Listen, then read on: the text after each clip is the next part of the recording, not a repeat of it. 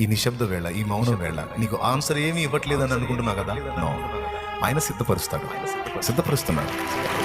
నీకు జవాబు ఇవ్వని మౌన కాలం దేవుడు నీ కోసం సరకులు సిద్ధపరుస్తున్న కాలం అని గుర్తిరు.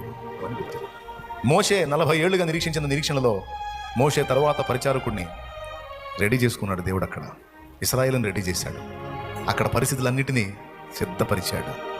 అంటే ఇక్కడ మోషే నాకు ఆన్సర్ రావట్లేదు. ఓ, కొంతమంది తపన అదే, నాకు ఆన్సర్ లేదు అనిపించి తల్లి. సరకులు రెడీ చేస్తున్నాడు. అదే దేవుడు మౌనం. లేకపోతే నీకంటే తొందరే. ఆయన మౌన కాలం నీకు మార్గాన్ని సరళం చేస్తున్న కాలం.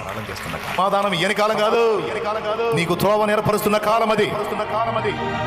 ఆయన చెవు లేనుడు కాదు నీ మొరని వెనకపోవడానికి. డోంట్ వరీ, మార్గం సరళం చేస్తూ ఉంటాడు.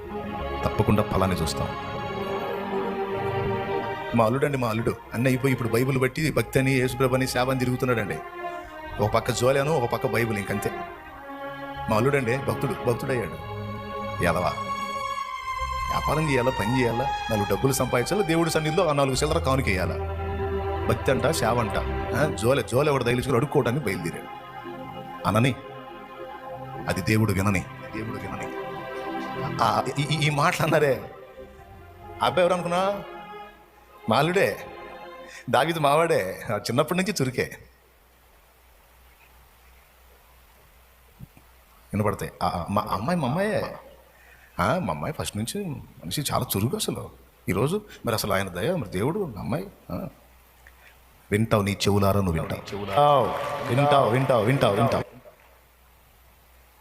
ఏమన్నా డౌటా?